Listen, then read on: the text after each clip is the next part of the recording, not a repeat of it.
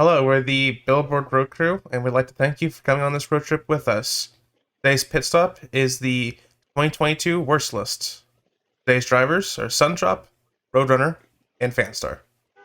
Yes. Hello, hello, hello. Hello. Oh, Uh, this has certainly been an interesting, but maybe dull year. yeah, I would say it wasn't as eventful as like the past 2 years because like 2020 and 2021 gave us some absolutely banger hits, but I think this year they were kind of not, there were not as many, so mhm. The top 20 definitely was very static for people who are watching the charts. Oh Right, yeah, a of hundred course. percent. Um, but yeah, I guess now I can start off with my first dishonorable mention. Go for it. Um, so for my first dishonorable mention, I have Broadway Girls by Lil Durk and Morgan Wallen. Okay. Yes. Nice. Yeah, probably one of Morgan's worst vocal performances ever. It's like Mm-hmm. hearing like nails on a chalkboard. It's really bad. Mm-hmm. He just doesn't fit on the song whatsoever. It doesn't seem like Dirk is putting in any effort either, and there's no chemistry between them at all. Um, Mm-hmm. Mm-hmm. and this just baffles me as to why this even exists. Right, of course. Uh, Yes. you're gonna hear my thoughts about this song later. I am gonna seal my Hmm. lips for now. It, it's Okay. it's one that kind of works for me, but I absolutely get why a lot of people really do not like the song. Yeah. Like, uh, especially if you don't like what Wallen's doing here. Oh my Yeah. god. Jesus Christ. Uh, But anyway, Sundrop, why don't you give us your first DHM? of course, my first dishonorable mention goes to Sweetest Pie by Megan Thee Stallion and Dua Lipa. Ooh, hmm okay. It's unfortunate Yeah. to see two artists I highly respect come together for a lackluster collab. Megan's rough delivery just doesn't fit for a song that's trying to be softer and not too intense. Dua's singing is fine, but she's done way better with beats way more fun. The song is trying to be like Kiss Me More, but without Doja Cat's playfulness and SZA's angelic demeanor. To make it even worse is a video that I recommend you do not watch on any drugs. Oh, yeah. Certainly an interesting video. hmm Of course, yeah. Oh my god, Yeah. that shit gave me nightmares. I mean, Yeah. it's a terrible video to a just existing song. Uh, hmm it, Yeah. it Same it opinion. wasn't bad enough to get onto my list, but yeah, it wasn't exactly good either. Okay, okay. Yeah. So My Fanstar. thoughts exactly. Yeah, so Fanstar, why don't you give us your first one? My first honorable mention is Super Gremlin by Kodak Black. Okay, Oh. okay. This Oh. was a Okay. song I actually liked when it was first was coming a hit a year Yeah. ago. That's why I just. Um, and I can still see like that part even now, hmm but when I asked myself, was it worth it reviving his career and giving him his biggest hit to date? hmm No, no, it wasn't. Uh, Nah, nah. and something like consistent, like Kodak does a pretty good ear for like melody and for beats and stuff, but pretty much every single time, if you gave that to someone else, they would do it better, or to a bunch of other people Right. could Hmm. have do it better. hmm He's consistently like the the worst part or one of the worst parts of both his own songs and features that he's on. hmm Absolutely.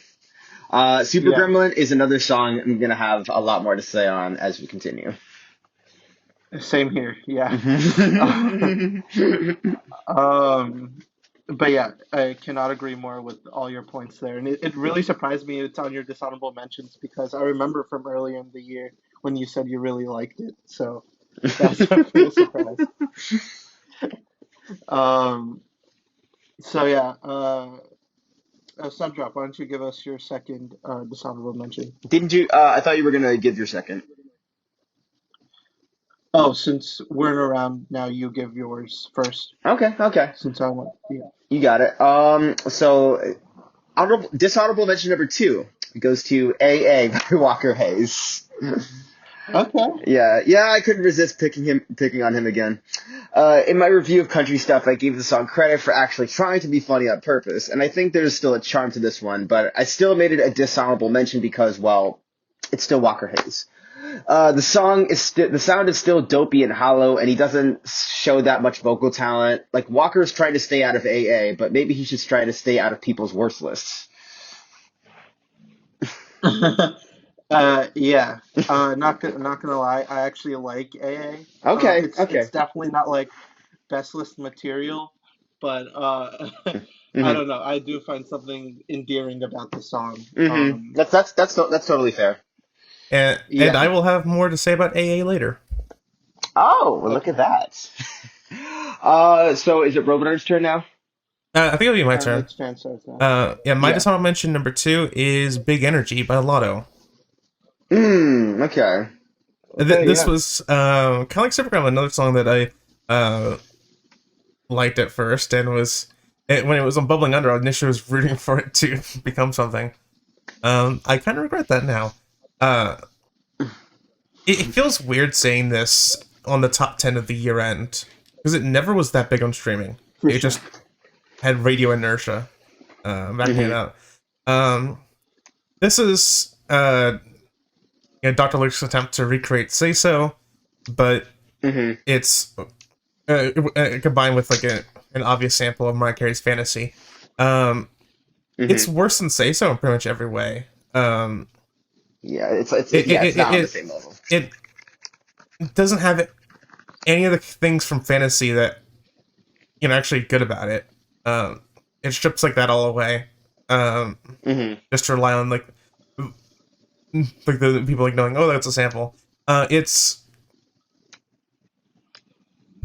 so, very derivative. It feels derivative, soulless, and Lotto is no Doja Cat. Yes. Very true. She's just not Um. the kind of performer that can sell this joint. Mhm. I Yeah. think Lotto seems to be like a fine enough rapper, but being forced like into these like she's gonna get forced more and more into like this kind of like singing stuff that just doesn't fit her very well. Mhm. Yeah. Um. Yeah. Big Energy is actually it's not a song I return to almost at all, but whenever it's on, I have a pleasant listen to it. I do think it improves upon the original Fantasy like a bit. It's not like the song's not amazing or anything, but Mhm. I don't know. I whenever it comes on, I tend to enjoy it. Oh yeah, Uh, I should also mention that there was a remix of the song that helped it reach its Oh highest yes, peak with DJ Mariah Khaled and and Mariah Carey. DJ Khaled. I don't know why DJ Yeah. Khaled, Khaled was Mariah Carey. included. It's Wow. there's only a censored version. It is terrible. It Ah, would be jeez. very far down my worst list if that one actually counted for the year end. I got. Yeah, Big Energy for me. I thought it was just fine. Nothing too noteworthy. What I remember about it the most is that they played it during the end credits of The Lost City, starring Channing Tatum and Sandra Bullock. Hmm. Um, but yeah, it's just a nothing of a song to me. Yeah, that's fair. Um, yeah. So I guess now moving on to my second dishonorable mention. I have Surface Pressure by Jessica Darrow. Really? Yes, Oh of my the God! Encanto movie. Yeah. Um, Wow. despite Okay. me, yeah, despite me thinking that the other Encanto song on the year end is amazing, the production on this particular one just feels so cheap to me. Like, Okay. yeah. Um, Jessica Darrow as a vocalist just seems also very weirdly connected with what's happening in the instrumental as well. Hmm. Um, Also, while the singing is very theater-esque, because of course it's a musical, it just seems like she kind of struggles to sing it, Hmm. and outside of the movie, it's just very hard to listen to for me. Oh man. So yeah, Okay. Okay. Well, I thought it was really good. I mean, it was like the other Encanto song that charted, aside from We Don't Talk About Bruno. And yeah, I think, Hmm. did I have it on my grade? I did, yes. I could sort of relate to it, as someone who sometimes deals with pressure in my own life. But yeah, Hmm. I wouldn't, I actually kind of like the song. Oh yeah, that's complete. Yeah, I don't like it Yeah. as well. that's completely reasonable. It has a nice message and melody. The thing that does hold it down for me is Darrow's singing is a bit much with all like the Hmm. inflections and stuff, and just like trying to wring out every bit of emotion. It's obviously like for like the like a show tune, but it makes it work not as well as a pop song. Hmm. Hmm. Yeah, that's that is also very reasonable. Okay. Um, so yeah, I guess now on to our last dishonorable mention. Fanstar can start us off with that one. I just want to mention three is Pushin' P by Gunna and Future featuring Young Thug. Great, great. Yeah, Yeah. it had a funny main attached to it, and it was pretty funny to also see Gunna's album beat out Don FM for number Hmm. one on the Billboard 200. Um, Beyond the name, though, there just isn't anything here. Hmm. Uh, Gunna nor Future nor Young Thug seem at all engaged. Hmm. With the beats not helping any of them. Uh, like there are some elements like in the lyrics, but the delivery just kills any potential comedic impact that they could have. Uh, Hmm. I would have liked for Thugger to like go into his high register because that would at least mean that there's something noteworthy about the song. Hmm. Right. Yeah. Uh, I'm gonna have a little bit. I'm gonna have some stuff to say about Push and Pete very soon. So save my Yeah. thoughts. Yeah, Push P is neither here nor there. It's like decent for me. If it's on, I wouldn't turn it off, but like Hmm. I would never go out of my way to listen to it. I guess now moving on to my last dishonorable mention, I have 5'9" by Tyler Hubbard. Okay, I got you. All Yeah. right. The best way I can describe this song is just incredibly stupid. It has like has a sort of a sweet sentiment to it, but executes it extremely poorly. Very bland song all around, and it's yeah. Hmm. I didn't have much to write because it's just extremely stupid. I will have more Yeah. to. I'll have more to say about 5'9" later. Oh, well, there you Okay. go. There you go. Yeah. 5'9" for me. It was just like a mass song. I didn't have any strong feelings towards it. Although I did find a funny annotation about it on Genius. Apparently, Tyler's wife Haley is 5'10", not 5'9". Oh my God. When writing That's the a height. song, he thought she was 5'9", and then when he asked her later that day, she told him she was actually 5'10", and then he was like, "Sorry, the song was flowing. You're 5'9" now." Apparently, he revealed Oh that on my God, TikTok. bro. Yeah. That's funny though. Oh, Jesus Christ. Mm. So yeah. Those are my thoughts on And 5'9". yeah, and yeah, I guess now your dishonorable mention, Sundrop. All right, you got it. Final dishonorable mention goes to ABCDEFU by Gail. Oof. Uh, yeah. Okay. I mean, I thought the song was pretty enjoyable at first, but eventually it kind of wore off on me. While the production is very good, it's the songwriting that kind of brings it down for me a little. Some of these lyrics can be silly, Mhm. but they kind of like lack a bit of maturity, It will be interesting to see where Gail takes her career, and hopefully she'll have a hit with more well-polished writing to it. The main positive I can give this song is that she's respectful towards the animals, Everybody but your Of dog, course. you can all fuck off. Yes. Hmm. um, yeah, I still kind of really like ABCDFU. Hmm. Um, it's kind of like that angsty banger I needed this year, you Right, know. right, right. Uh, yeah. But yeah, I. I can see the points of like because I see like a lot. It's been on like a lot of people's worst lists this year, so I Hmm. can also see their points as well. But yeah, I really Hmm. enjoyed it this I year. liked ABCFU, Hmm. and I also liked Gil's like EP that came out with Okay. it. A bit of a shame that didn't do anything. Yeah. I mean, I will. I Mhm. do want Gail to have another hit. I mean, it would actually be kind of a shame Yeah. if she ends up as a one-hit wonder. Um, Oh yeah, definitely. I don't hate the song. I don't really hate any of the songs in my Dishonorable Mentions. I just kind of, thought they weren't as impressive as like some of the other hits from this year. Now when we get to the Hmm. top 10, expect me to be harsher. Yeah, the Okay, yeah. tone mentions for me also weren't really bad, just disappointing or just like didn't do anything at all. Hmm. And like Mhm. where I probably would switch off if Yeah. that came on. Okay, yeah. Now we can officially get into our top 10. Yep. Uh, yes, which I can start us off. You got it. And I know one person right now in this call likes the song, so I'm Oh, sorry I have to say I it. think I know what's coming. I think I know it. I think I know what's Yeah. coming. At number I 10, am preparing for okay. At number 10, I have Bam Bam by Camila Cabello featuring Oh Ed my Sheeran. god! Whoa! Whoa! Whoa! Yes. Oh Lord! Um, yeah. I on my first few listens, something about it just felt off for me. I wasn't sure what. Then I watched Crow's video on Billboard Monthly. By the way, go subscribe to her. She makes great videos. Okay.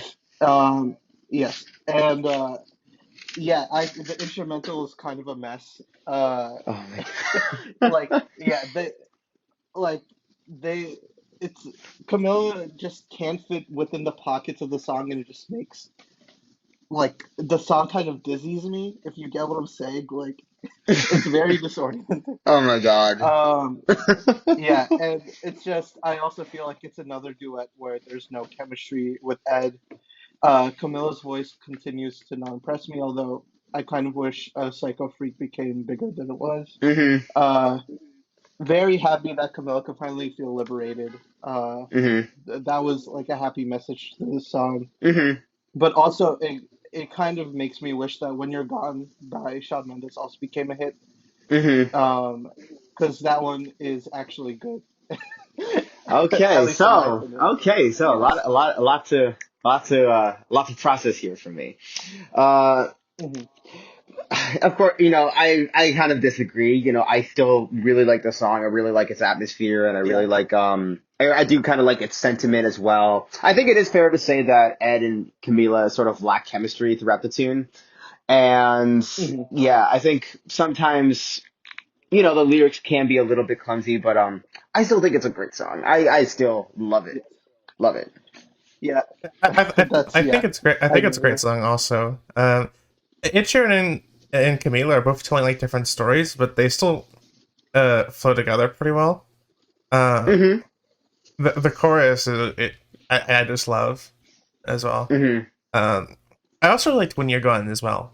Shawn Mendes, that should have been a hit. mhm. Yeah, I think he released that very Hmm. late in the year, last year. Or a few years ago, I don't remember. um, but yeah, But yeah, yeah. that's my number 10. All right, Uh, you can, I guess, give us your number 10 now, Sundrop. all right. My number 10 is "Push and P" by Gunna and Future featuring Young Thug.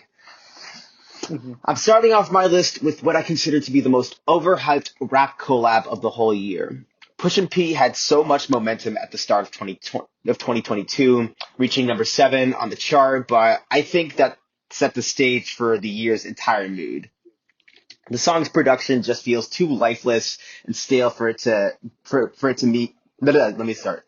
The song's production just feels too lifeless and stale for me to get behind. Plus, each rapper's flow doesn't evoke any excitement, and that even goes for Young Thug. Now, there could be a few listeners who enjoy its vibe, and sometimes you just need something to chill with, and I can understand that.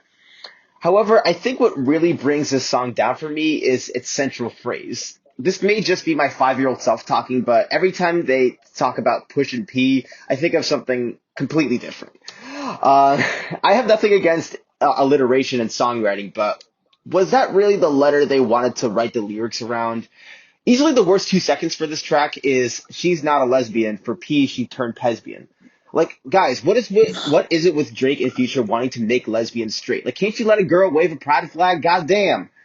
Um, Yeah. maybe Gunna does have some good tracks up his sleeve because I haven't listened to too many, but I just can't show this song any respect.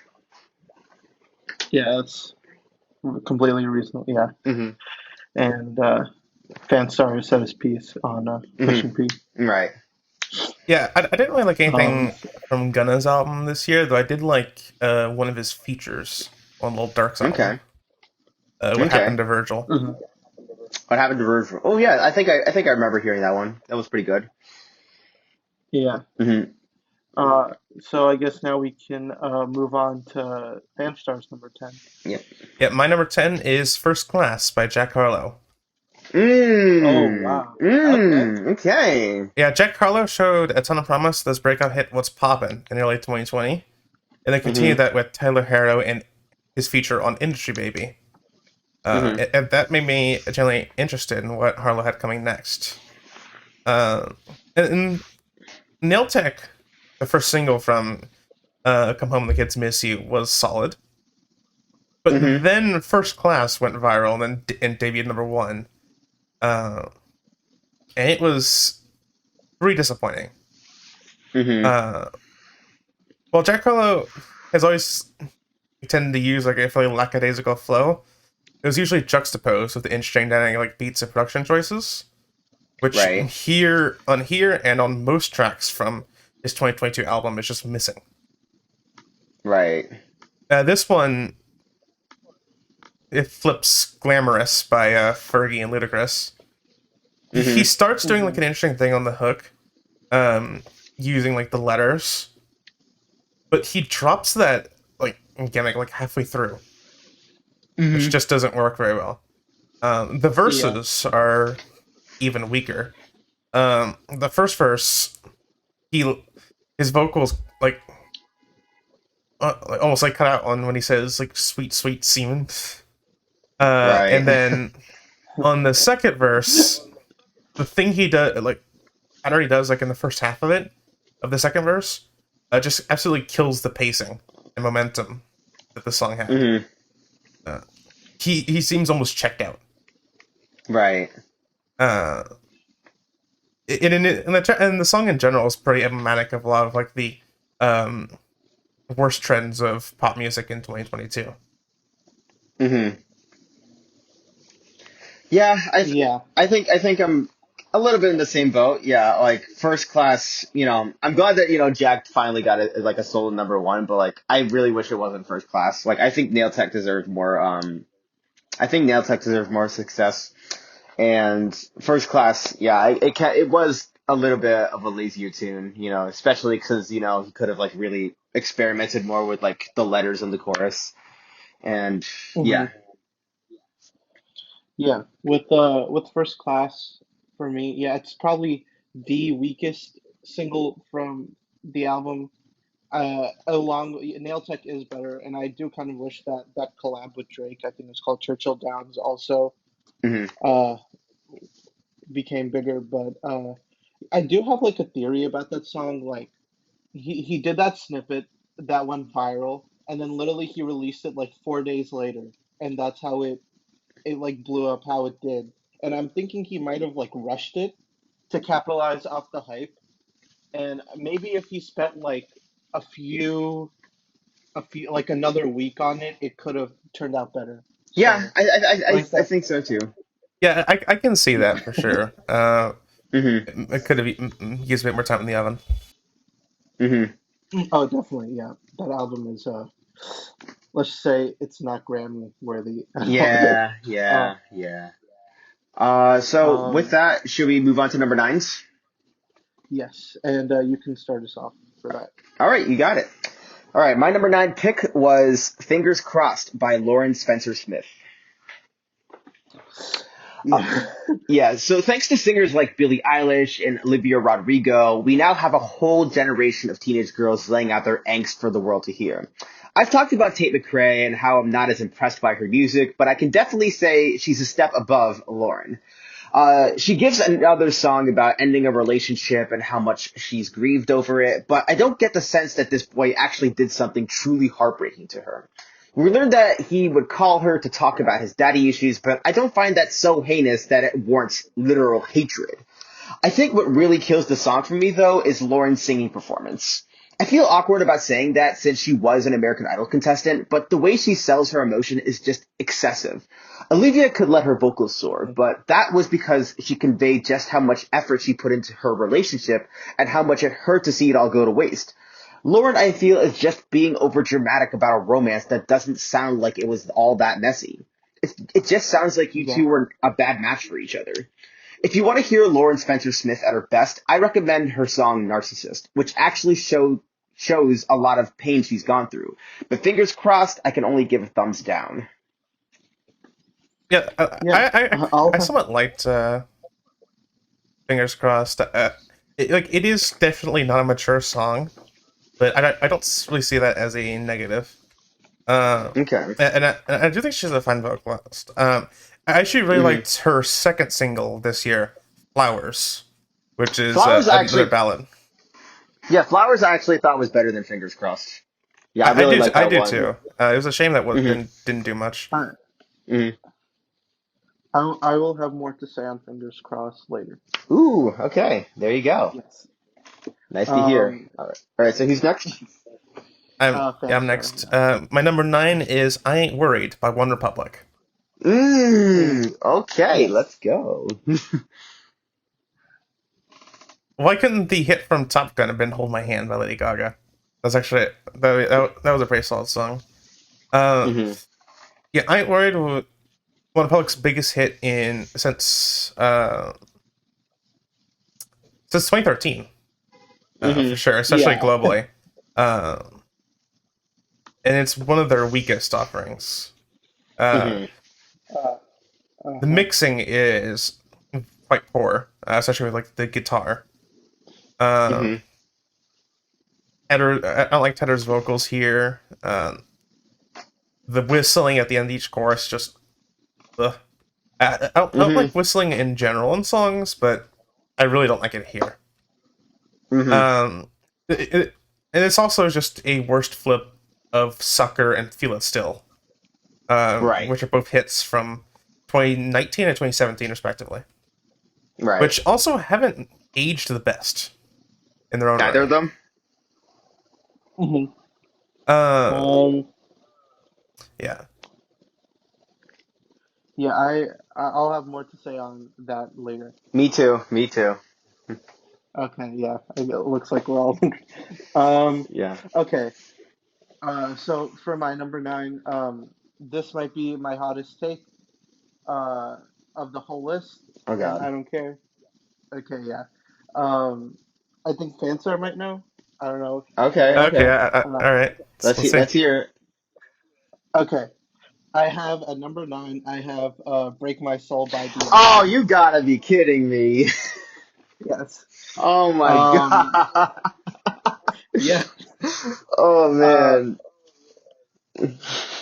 Yeah. Definitely. Oh Yeah. my. Definitely my hottest take. But I just have to do it because Oh my God. I have to be completely honest about how I feel. Um. For one, the instrumental is a lot. Another headache-inducing one. House throwbacks for me in general just don't do much anyway for Oh my. me. So Beyonce wasn't able to save it. Also, to me, it's not as big of a point, but it does. Beyonce is such a strong presence that she can't really sell being relatable, at least, um, at least in my opinion. So yeah, I have no reason to return to this. Although the album is very good, and this is my least favorite song on it. Um, it kind of sucks that this had to be like the huge hit off of it. Um, although I'm very excited for what Cuff It could do next because that one is actually pretty great. Oh man. Yeah. Oh man. You But keep yeah, putting. You, Like, bro, you keep putting songs I like on your list. Like, what's next? Numb Little Bug? Yeah. uh, Break My Soul isn't on my sorry best about list, that. but it is a song that I really like. And I did like Beyonce's House Project this year quite a lot. Hmm. Apparently, it's supposed to be like Mhm. 3 acts for Renaissance. I hope at least one of them delves pretty heavily into country, because Hmm. Oh Daddy yeah, Lessons off of Lemonade was so great. Daddy Lessons is that's such a a good really great song. one. Daddy Lessons is Yeah, like definitely. S tier track, S tier Um, Beyonce track. Um, Agreed. Break My Soul, I'm gonna have a lot more to say on, not in this video, but in a future Okay. one. So, Yes. oh Yeah. man, oh god. All right, well, let's go on to number 8. Let's on to 8. Yes. Which Fanstar can start us off on. All right, my number 8 is AA by Walker Hayes. There you go. Yeah, Yeah. well, Fancy Like was a big organic slash for Guess Where Push. AA was not. It was incredibly light on Amazon playlisting and on country radio, where it only peaked 5th on. Um, this also just is worse than Fancy Like in most Oh ways. wow. I think Fancy Like is somewhat catchy and has like some elements I can like, but this not doesn't. Hayes is a Okay. quite unimpressive vocalist, and Mm-hmm. this is not a good performance. Um, Mm, his especially on the bridge, it's kind of hard to listen to. Um, right. the writing from Luke Laird and Shane McNally is bad, uh, and the production, like most of country stuff, is very overprocessed. Mm-hmm. Uh, Uh, yeah, yeah. 2022 was a really good year country, and I'm like, and like I'm a big fan of like country the genre, but there were Mm-hmm. quite a few songs that weren't good that became hits. This is one of them. Right. Right. I've already said a lot about AA. I think I am Mhm. surprised to hear you say that you found this to be worse than Fancy Like. Because again, I think like he actually is able to be a little bit funnier on this song. But yeah, I totally agree. Walker Hayes, not a great vocalist. Songwriting is just very clunky, and yeah. Fancy Like has a somewhat catchy hook, even Okay. if the lyrics are absolutely inane, but they're inane Mm-hmm. in kind of a funny way. Um, not really an AA though. Okay. Yeah. And I have said what I had to say on AA previously. So I guess I can move on to my number 8. And I mean, I've seen mixed reviews of this. I think this is possibly like, so this might be like one of my last hot takes Okay. of the video. Um, but yeah, for my number 8, I have She's All I Want to Be by Tate McRae. Oh, really? Yes. So my problem is for once, I just want to see Tate McRae step into her own. And usually, I have no problem with like writing off of trends or artists if they're well executed. Mm-hmm. But her attempts have always seemed half-assed to me. Mm. Um, First it was Billy with "You Broke Me First," and now this seems to be riding the Olivia wave, the Mm-hmm. Olivia Rodrigo wave, and Right. it's like probably the most cookie cutter way possible how you like way you can pull it off. Mm-hmm. Um, I thought the production was very generic for rock, along with Tim McRae and her very limited vocals. Um, it just didn't make for a good combo for me. I have seen some improvement for her throughout the year, though. Like Okay. one standout has been that collab she did with Tiesto a few weeks ago. Oh, Um, I might have to hear that. yeah, it's called 1035. It is pretty good, but yeah, Okay. this one I did not vibe with at all. Well, Yeah. she's all I want to be. I thought was pretty decent. It is very obvious that she's like trying to like, you know, ride the waves of Olivia Rodrigo. But I thought it had decent enough execution, and so I thought it was like, I think it gets a thumbs up for me. I thought it was Hmm. quite solid also. Hmm. Okay. Yeah. All right. Um. So yeah, I So think now moving on to Central. with that I'll reveal my number 8 pick, and that goes to "I Ain't Worried" by One Republic. Mm. So Top Gun Maverick was one of the biggest pop culture moments of the year, essentially becoming the Mad Max Fury Road of the new decade, a legacy sequel. I haven't seen the Hmm. original or the sequel, so I can't speak on how good the franchise is, but I can speak on the mediocrity of this soundtrack hit.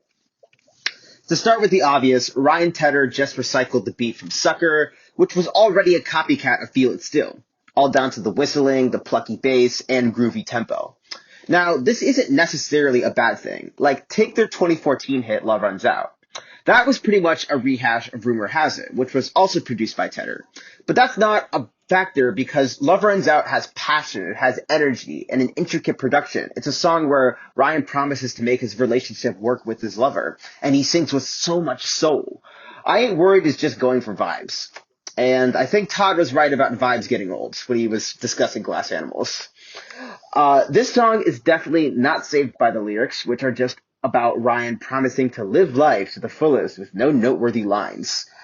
One Republic has seriously improved from when they first started to break out in the late 2000s, but this just feels like a regression. And whatever film Tom Cruise is planning next, maybe it's best to leave Ryan and his buds out of the picture. Uh, yeah. Um, I actually do have a funny point about. I mean, of course, I'm gonna have to say more about uh, Ironwood later, Mhm. but I do have a funny point how like 2014, looking back, now seems like a very bad year, and yet One Republic had one of their best years, like quality wise Mhm. and success wise. I just find that so funny. Like in a year where everyone like where the year was like really bad, like One Republic somehow stood out. Right, right. Yeah, like for some reason, they just became incredibly good, like around that time, like 2013, Yeah. 2014. That was like, they were just like, all right, boys, we on our A game now. Yeah, Yeah. And exactly. meanwhile, this just a radio show that inexplicably went viral thanks to the Hmm. soundtrack Mhm. smashing. Hmm. Well, to the movie smashing. Um, Or Right. Uh, mhm. oh, Now, I guess I can move on to my number seven, all right, seven time. and I have "Trouble with the Heartbreak" by Jason Aldean. Ah, that motherfucker. Yes. Something that confuses me is how does a song that sounds this bad with such a shitty personality attached Hmm. to it, that isn't in, like uh just create some of the most bland country music uh ever like have a career. I don't get it. Right, um I get nothing from this. The instrumental is so slodgy. It's like gross. right. And Jason is an engaging performer at all. This whole song just makes me roll my eyes the entire time. Uh, yeah. I Yeah. Trouble with will. the Heartbreak. Oh, sorry. Oh, sorry, you were gonna say something, Fanstar? I was just gonna say that I am gonna have more to say later. Sure on that one. Oh, Yeah. there you go. Oh, that Jason Aldean hatred. Oh, it nourishes me. But yeah, Trouble with the Heartbreak, not impressive. Jason Aldean, him and his wife, Brittany, can go fuck themselves. Of course, yes. Um, so, do I go next? Hmm. All right, so my number seven pick, Super Freaky Girl by Nicki Minaj. Ooh, okay. Yeah, so I think we know which artist will not be in the thumbnail. Uh, I briefly Yeah. talked about Super Freaky Girl in Sean's Fall 2022 video. I keep getting that year wrong. But again, its only noteworthy aspect is that it uses a sample that has become so famous that I'm surprised MC Hammer didn't bring up a lawsuit against her. This song just sees her performing tricks we've already seen from her over the past decade, including the rapid flow and the British accent. I also get a sense of pettiness from the song. As the market for female rappers has widened over the past 5 years, Nicki just seems bitter that she wasn't a part of that. And so I get the sense that she's trying to say, I can make sick, filthy jams too, and a lot better. Girl, I'm sorry to say, but Super Freaky Girl ain't no wop. And of course, there's the Mm, yeah. fact that Dr. Puke serves as a producer, which says a lot about how much Nicki actually stands for women. I do acknowledge all the hard work Nicki has put in to get to where she is, and she does deserve some credit for the rise of female rap, but the cracks in her so-called feminism have really been showing, and in this day and age, I find it difficult to even get excited for her tunes anymore. But fear not, Barbs, who are watching this and typing up angry comments. My next entry is about a rapper just as despicable, if not more. Hmm. Yeah, Yeah. I Yeah, I got a Super, little political there. Supergirl Guys. is I like it. It's not anywhere near best source material, but Mhm. it's something that I'm like I won't change the station if it comes on. Okay. Yeah, same for me. Yeah, I do kind of like it, but it's BS that she chose to work with that guy Hmm. when she could have chosen to work with like literally anyone else. She has the resources to Right. work with anyone else. So Right. like just going out of your way to work with him is disgusting. But yeah, I do kind of like it. Okay, The song. that's fair. That's fair. So it's like, So Fanstar, how about your number 7? All right, my number 7 is another country song, 5'9" by Okay. Tyler Hubbard. Hey, there you go. I okay, Yeah, do this Tyler. this sounds better than AA, but uh, yeah, I really do not like the writing on it. It's another one of these country songs about how God made this woman for the Right. singer, Mm-hmm. which I don't ever like them. Um, Mm-hmm. it's a bad concept. It needs to be retired. Mm-hmm. Uh, the first verse is just Fliss country. It literally it's knocking boots, but with make instead of need. Mm-hmm. Like you compare the verses, they're near identical once you do that. The second Right. verse is a bit more interesting, but it Mm-hmm. doesn't do anything to really save it. Mm-hmm. I didn't mind the song much at first because it sounds alright, and Hubbard isn't a bad vocalist. But Mm-hmm. once I actually noticed what he was actually singing, it really soured on me. Mm-hmm. That's totally fair. I think I've said everything I wanted to about 5'9". So yeah, same. Um, so I onward to guess now we can. onward to number Yep, 6. number 6. Gotcha. Gotcha. Which you can start us off, Sundrop. All right. Number 6 for me is Super Gremlin by Kodak Black. Uh-huh. I've hardly ever listened to Kodak Black's music at my own will, but I had to for my year-end lists, and Jesus Christ, he is fucking terrible at rapping. I find it baffling how this is the rapper so gifted and so talented, we couldn't just leave him in 2017 where he belongs. He's not good at staying on tempo, and his enunciation is so poor that it's hard to even understand what he's saying. I also just feel bad for the Mhm. artist he's sampling. The beat is pulled from Error by How to Leap Brazil, a slick dance pop tune that maintains a really nice groove. And let me tell you, they are way more deserving of streams than Kodak Black. Of course, I'm also agitated by his use of the R slur, which is not permitted if you're not disabled. What I find to be the worst line, though, is I be on that ass like Charmin. Like, fitting since Kodak Black is a ginormous piece of shit. Somehow society has been able to start to move past Tekashi 69, and we've made some progress, but we could do a lot better by losing Kodak as well. In a year where rap hits were surprisingly spare, we didn't need to make this a top 10 smash. Yeah, Yeah. and of course, I'll have I'll have more to say on it later. Yeah. Um, Yeah. Oh boy. Yeah. So anyway, Fanstar goes now. mhm, All right. For number Take it 6, away. Yep. all right, mhm. One Right Now by Post Malone featuring The Weeknd. Hmm. Okay. Okay. Yeah, on the topic of disappointing collaborations, this was a really disappointing one.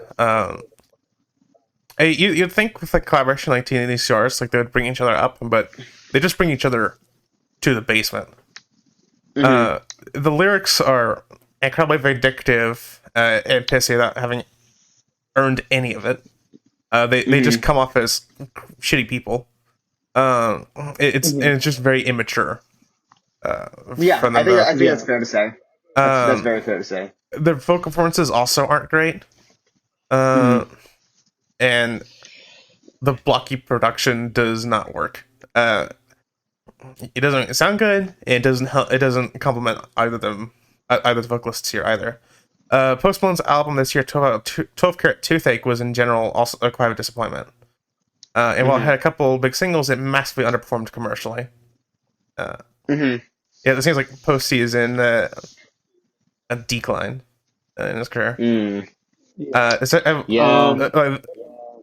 Of course, there also was that Motley Crue soundtrack single that I think everyone's already forgotten about. Yeah, I forgot it too. And I made a video about it. A short video, short TikTok reaction. But yeah, one right now, I thought the beat was fine enough, but yeah, like it was really weird to see like two all-stars come together and just produce something that was very like hollow, And yeah, I think I agree with you, Fanstar, that some of these lyrics do come across as very immature. Yeah. These lyrics are so like cartoonishly over the top, like toxic, that it becomes so funny to a point where it's like kind of like ironic enjoyment, and like the beat actually I think is cool. So I mean, to a point I think I enjoy it, but like like there are just some lyrics in here where you're like wow, that's just like so over the top toxic. It's so funny. But yeah, I tend like if it came on the radio, I think I would enjoy it, even though I don't usually like go out of my way to listen to it. But yeah, I guess now moving on to my number six, it was a song previously talked about. It is "Fingers Crossed" by Lawrence Spencer Smith. There you go. There you go. Yes, another Olivia ripoff, but like a different side of Olivia than Tate McRae was trying to do. And this might be the most boring song on the entire list. Very awkward singing and lyrics from Lawrence Spencer Smith. And the instrumental is just like so strangely barren. Like nothing is happening instrumental apart from like snaps and like little guitar. Like it's so weirdly empty. I don't know. It might have needed like more oomph to it. Yeah. But yeah. But yeah, I said everything I wanted to about Fingers Crossed. So I guess that with that we can go to number 5 now. Which Fanstar can start us off on. I started off number 6, so. Oh, I guess it's me now. Yep. Oh, okay, yes.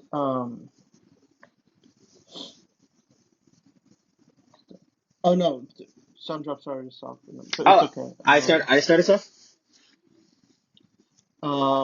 I can just do number 5. Okay. For number 5, I have I Ain't Worried by One Republic. Oh, there you go. There you go. Yes. I didn't know it was possible for One Republic to get even more commercialized than they already were. But here we are. It's proven in the past that Ryan Tedder is a good artist, and he's very well capable of making amazing songs. He even wrote a good song on This Year End. That's What I Want. Oh yeah, Lil Nas X. Yeah.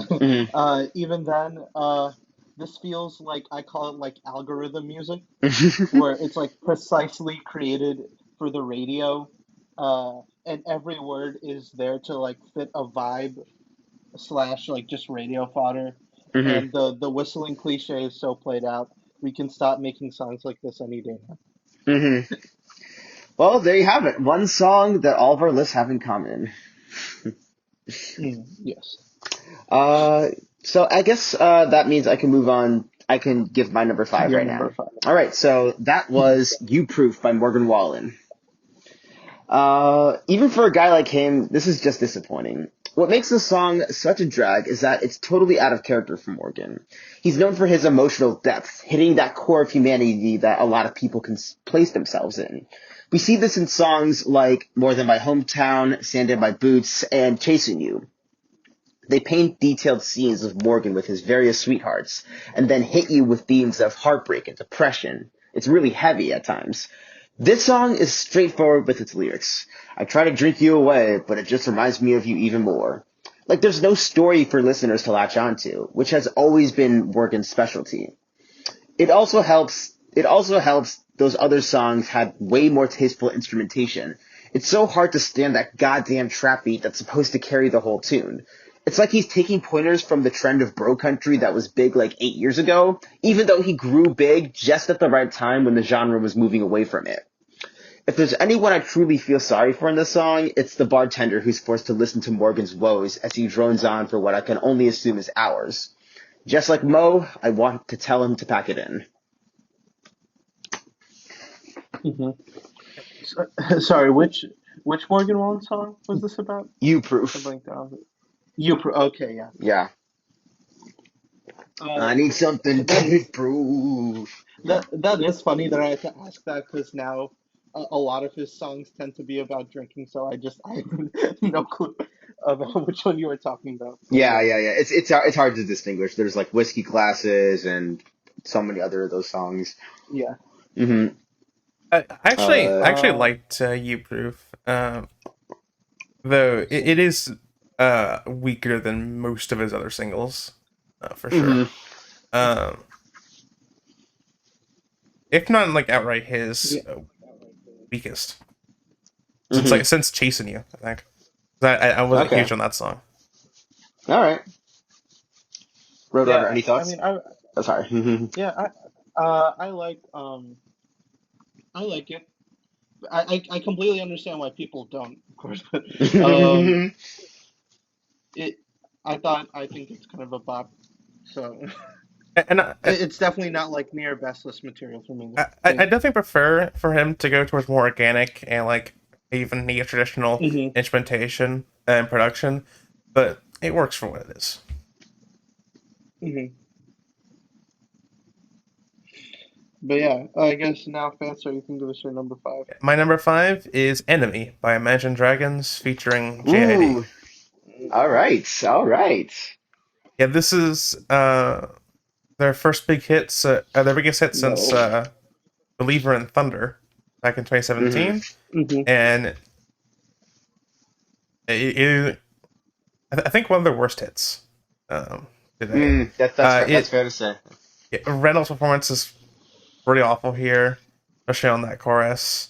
Hmm. Um, the production is quite poor as well. Uh, this would probably be lower if it wasn't for Jid's verse, which at least provides something Hmm. distinct, even though it is literally just taken from a completely different song and just shoved in, which you can tell because it awkwardly jams into the final chorus in a moment that Hmm. honestly is the best part of it because how fucking funny it is. Uh, But is that true? Like, did he actually record this Uh, for like another song and they just this inserted it? I'm pretty sure this was yeah. not recorded. This not originally recorded for the song. It was just jammed in. Okay, yeah, okay, that I actually think makes that's a been lot of confirmed. sense. Uh, Yeah, but yeah, yeah. if you want to hear something really good from Jid, Surround Sound with 21 Savage and Baby Tate uh, Hmm. Mhm. charted briefly this year, and that's Okay, really good. all right. Yeah. I'm gonna have a lot more to say on Enemy as we go further. Okay. And I'm gonna, I mean, as I think I've told Sundrop this, I'm a huge like Jit fan. Mhm. But I'm gonna have more to say on Enemy in our next video. That's all I'm The gonna say. next video. Wow. Okay. Yes. Okay. Okay. Um, That's gonna be interesting.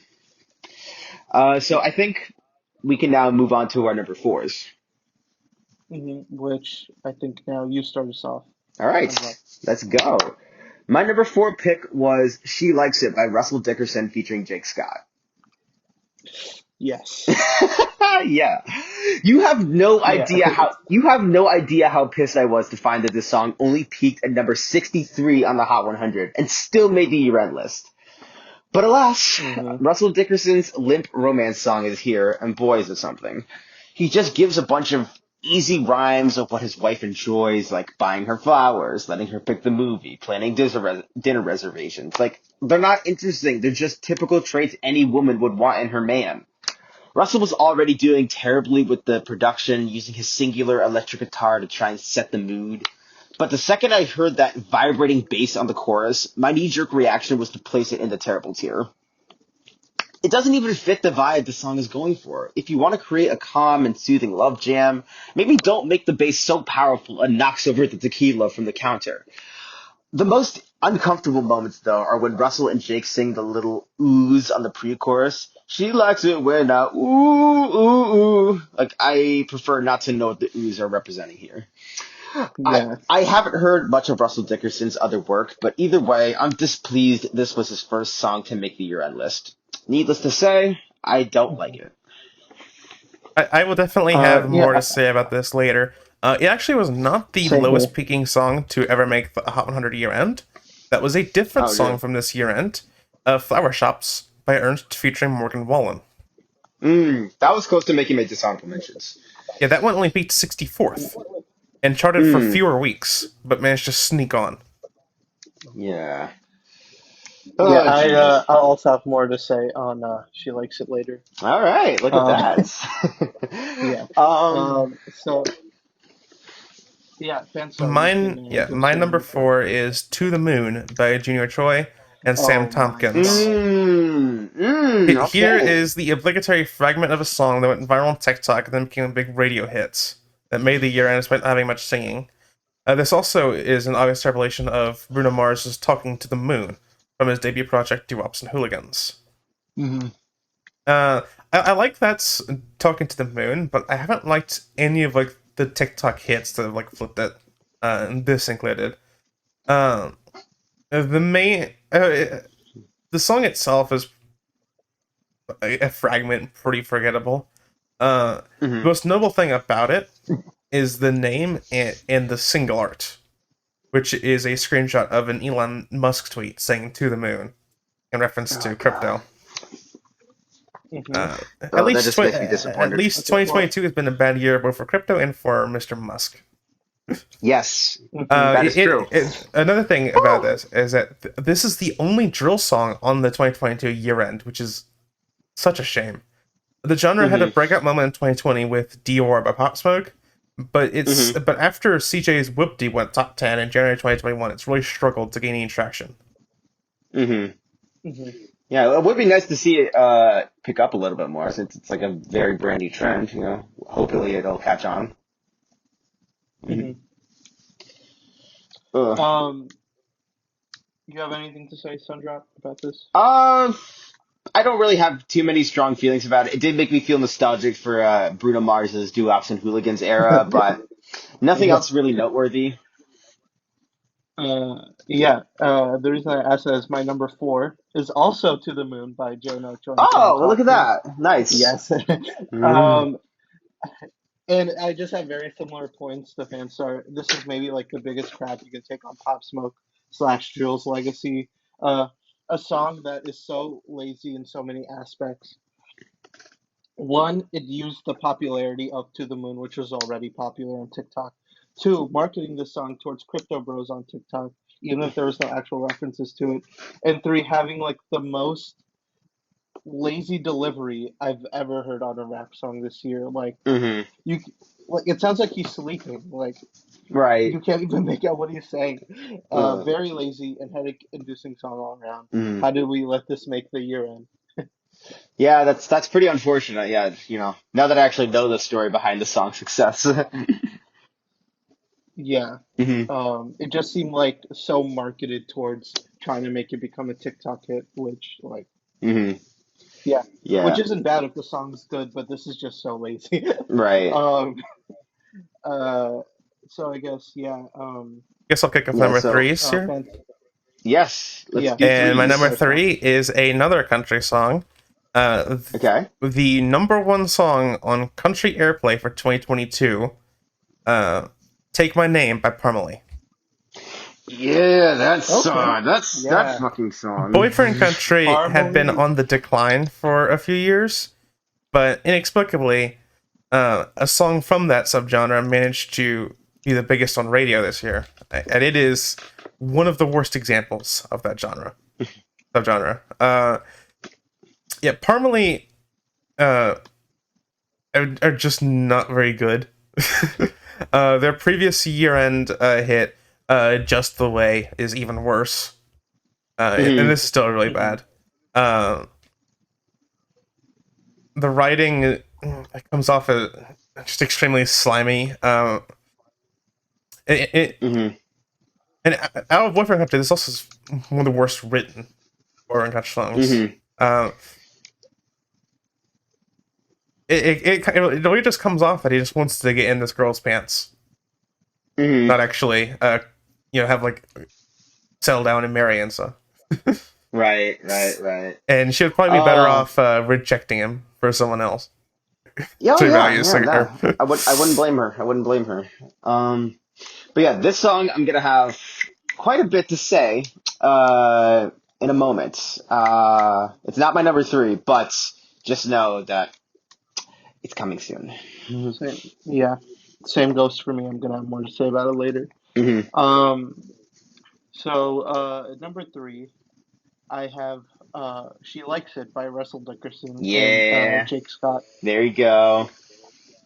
Yeah. Just it feels like it's a song that wasn't meant for me to listen to. It feels like it's like maybe like the most disgusting sounding song of the year end. Um, like you feel disgusting listening to it. Like you're asking I feel like you just said, Russell, should I leave or like uh that uh the production just causes you to have your eyebrow raised the entire time. Whenever Russell Dickerson opens his mouth, you know it's like the most sleazy sounding thing. Even if he's just saying something normal, it comes off sleazy. Um, the feature adds nothing. It's like adding water to more water. It's like Oh my god. yeah, the fact that this made the year end like a late radio run just sends shivers because we did not need this here at all. Nah. We didn't need it. Oh my god. I mean, I already spoke my piece on this, but I couldn't have done it better. Yeah. Oh, Jesus. And I think, Fanstar, Um. you're still saving it, right? Yeah, it's yeah. I want to say something Okay. a bit later. Okay. Okay, cool. So then I'll just do my number three now. That was Mhm. Enemy by Imagine Dragons and Jid. Oh goody, another soundtrack No. song from an alternative rock band. I can't see the downside to this. It's another song where Imagine Dragons are trying to pump up the listener, but everything just sounds incredibly awkward and stale. I don't think the lyrics are even that bad. The song largely fails due to the execution. The hollow drop in the chorus, the randomly placed ad-libbed "Look out for yourself." Dan Reynolds' falsetto of the title word. On that note, I just can't get over Dan's delivery of these lyrics, trying way too hard to sound badass. He can project energy when singing, but is clumsy on the landing sometimes. As I expect other reviewers to do, I highly recommend streaming Warriors, which they also released for League of Legends. That song matches Dan's intensity and feels theatrical in its scale. As for Enemy, I will say that Jid does boost the track quite a bit, but after listening to some of his solo work, I can tell that he watered it down a little bit here. And what puzzled me the most is the transition from Jid's verse to the final chorus, where it just seems to cut out and then we hear Dan Reynolds singing again. Which I think you explained, Fanstar, where they kind of like just added the verse at the last minute. Oh yeah. hmm Hmm. And I don't hate Imagine Dragons. Like, they are not the worst band in the world. Like, I mean, unlike many other people, I think there is some real, like, quality to their work. You know, they're not on a Maroon 5 kind of level. But when they get it wrong, they get it very wrong. Yeah. I would like to shout out Dan Reynolds for they have a version that doesn't include Jid, and his verse that replaces it is like a tribute to LGBT people. Yeah, So yeah, I think I might have heard something like that, but yeah. yeah, like Dan So Reynolds. shout out to him for doing that. Yeah, he's a Yeah, pretty. I like I his vocal performance sometimes could be like a bit off, but he's a pretty cool guy. yeah, Like I'm glad we have someone like him yeah, I really like him as a around. person, and he is definitely Hmm. a welcomed like addition to the music industry. Yeah, definitely. Hmm. I just Um. wish his band made better music. Oh yeah, definitely. Hmm. um. I guess uh, now we move on to our number twos, Great. right? Which I guess I'll start us off. All right. Um. So number two is a song talked about before, "Take My Name" by Parmalee. Uh, Love it. Love it. yeah. Hmm. Why are Parmalee? Just that's the question. Why are Parmalee? Why are Uh, Parmalee? it's another just painful, just painful listening to this. So many other vids just dismantle this song so well, and Fanstar did a great job last time. Hmm. Um, would just like to add, it's funny how he just sounds desperate as hell Hmm. throughout the entire thing. It Right. gives me a good laugh. Hmm. Like he's like, "Take my name." Take my name. Yeah. Yeah. That the title just also feels very wrong. Like take my name. Oh yeah, Like. definitely. Hmm. Yeah. So. Yeah. Let Yeah. me just finish off. Yeah. So all I'm going to say is I hope that everyone, even though it's not like I'm sure you can remember Sundrop, it was the Just the Way was my worst hit of last year. I remember that. Yeah. Um, yeah, so I'm not a big Parmalee fan, so I'm hoping that everyone can join the anti-Parmalee club with me. Hmm. Absolutely. Yeah. Um, Yeah. Courtesy of a this Diamondback channel is Studios. yes, this channel is officially anti-Parmalee. Um, yeah, Oh. Yeah. at least the song was able to give some entertainment value. Yeah, of course, of course. Well, allow me to offer my anti-Parmalee. Allow me to throw my hat into the ring because my number two pick is "Take My Name" by Parmalee. Yeah, Yes. yeah, yeah. I mean, what a pleasure to see these guys Yeah. make my worst list a second year in a row and at a higher Mhm. position. Um, it's so weird because like I get the sense Parmalee is trying to be like Dan and Shay, which is odd because they've been around for way longer than the Nashville duo. Like Dan and Shay, Uh-huh. though, have a certain sentimentality and earnestness that they're able to infuse with their songs. The way their lyrics come off as so genuine is probably why they've been very successful for many years at this point. That's a Uh-huh. quality that's a quality Parmalee just can't pull off. Like throughout the song, Matt Thomas lets on that he's proposing to this girl very early into the relationship, but he doesn't see the issue with that because he's just so damn sure that this marriage is gonna work. Like no pressure on the girl's part whatsoever. Also the Yeah. line "I taste forever on your lips" just makes it so much worse. As you can predict, the production is bland as all hell, packing less flavor than Marjorie Taylor Greene's Thanksgiving turkey. I can't Mm. picture this being played at a real, like, I really can't picture this being played at a real wedding. Like, I am hoping I don't have to deal with putting these guys on my worst list year after year, a la Maroon 5, because I'm just floored by the lack of quality here. What's craziest of all is that I haven't even reached the worst country song on this list. Or the worst rap song, for that matter. Oh yeah. I would like to add that Parmalee's roots are so interesting. They used to be like a new metal slash like What? as someone described it as butt rock band from like New metal? way yeah What the fuck? uh They yeah were the basically and they were a then completely different outfit from like 2002 to 2010, and then they made the transition to country after that. Oh, yeah my whole world has been rocked at this point. Yeah, Um, so they're super old. hmm. Oh, Jesus yeah Christ. the Like Parmalee I knew they existed for years, but I did not know they were in a completely different genre when they started. Yeah, they were. I think they were Yeah. independent for the first while before eventually signing with a Nashville Mm-hmm. imprint. Uh, yeah. Oh god. Mm. So yeah, Fanstar, why don't you give us your number two? My number two is "Trouble with the Heartbreak" by Jason Aldean. Yay! Look at Hmm. that. Yeah. Aldean is one of the worst artists in Music Row, both holy wise and just as a person. Mm-hmm. This was also one of the least organic hits on the year end, having never Mm-hmm. having never reached the top 200 on Spotify or Apple Music in the U.S. Mm-hmm.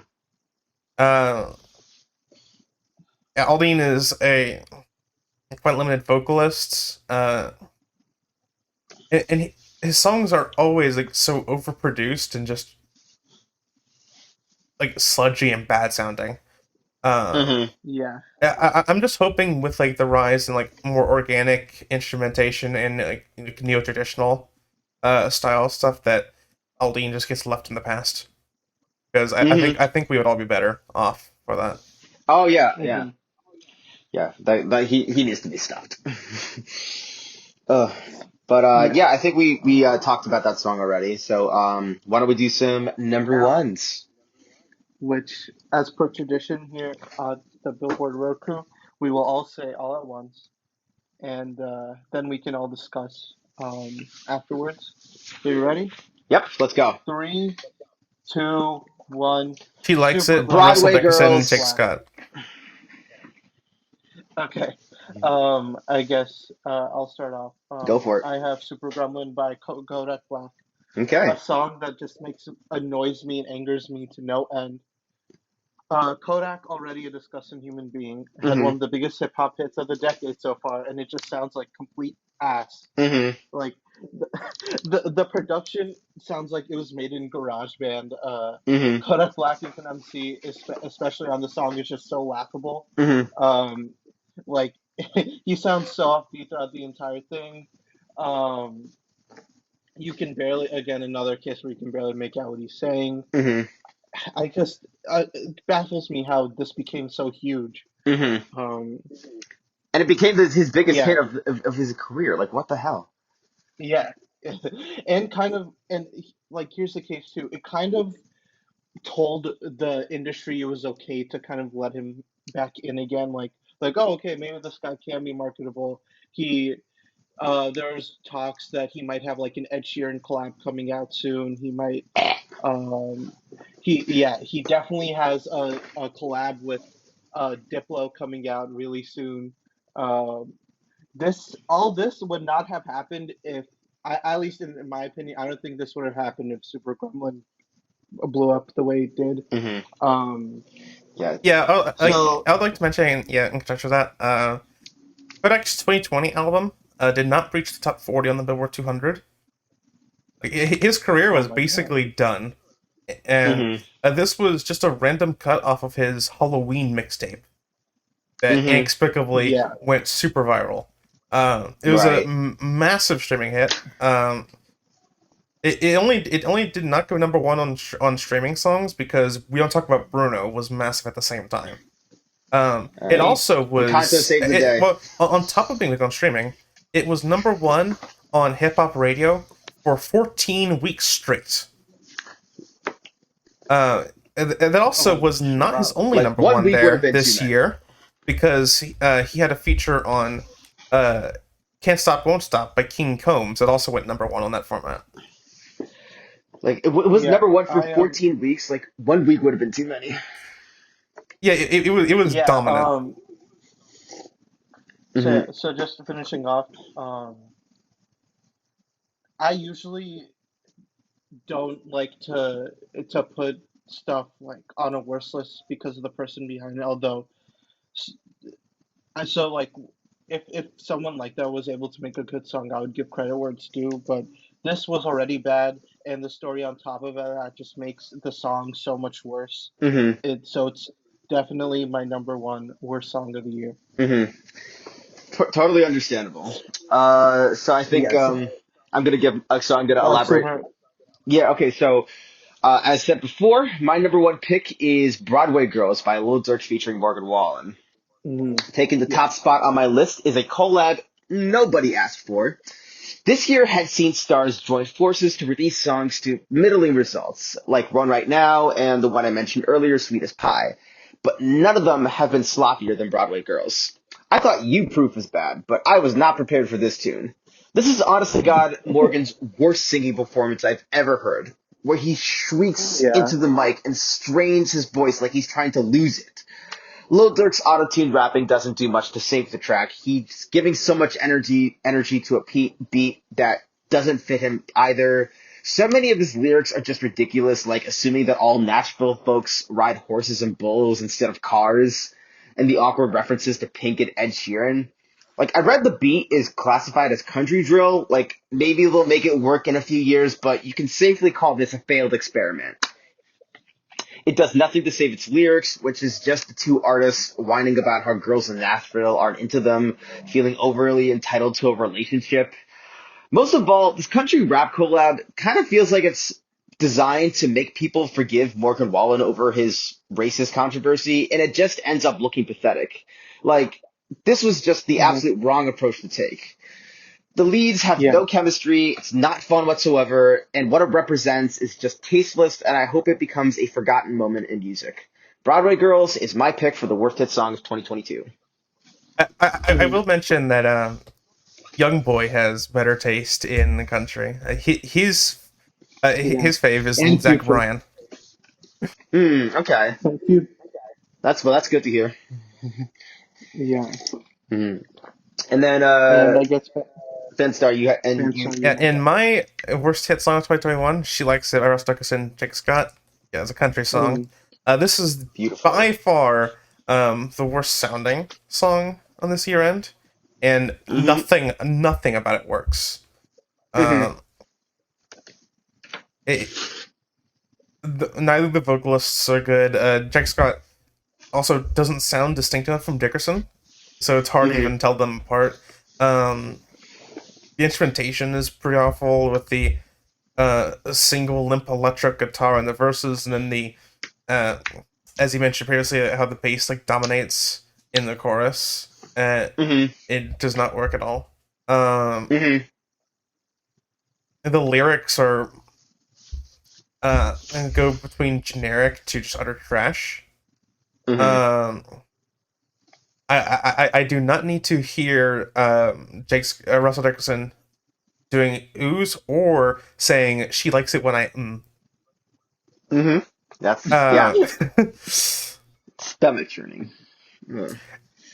and yeah, this is also kind of like boyfriend country meets bro country, and Hmm. it takes the worst elements of both, just make Yeah. a terrible song. Right. Like he's trying to like be charismatic and silly, but he's just like very awkward and gross. Oh, Yeah, Hmm. Um. Yeah. yeah. Uh. So So I guess that's been our list.